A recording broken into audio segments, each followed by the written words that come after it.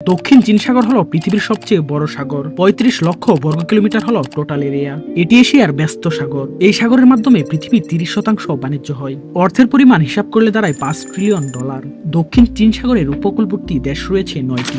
এই সাগরের অংশীদারিত্ব নিয়ে রয়েছে একে অপরের সাথে ঝামেলা, বিশেষ করে চীনের সাথে বাকি সবার। চীনের অর্থনৈতিক কর্মকাণ্ড এই সাগর কেন্দ্রিক। এই সাগর দিয়ে চীনের টোটাল বাণিজ্যের ৬০% সম্পন্ন হয়। কিন্তু উপকূল রেখা রয়েছে সবচেয়ে বেশি ভিয়েতনামের, যা ৩,৪৪৪ কিলোমিটার দীর্ঘ। ভিয়েতনামের টোটাল বাণিজ্যের ৯০% এই সাগরের উপর নির্ভরশীল। দ্বিতীয় সর্বোচ্চ উপকূল রেখা রয়েছে চীনের, আর এই উপকূল রেখা হলো ৩,০০০ কিলোমিটার দীর্ঘ।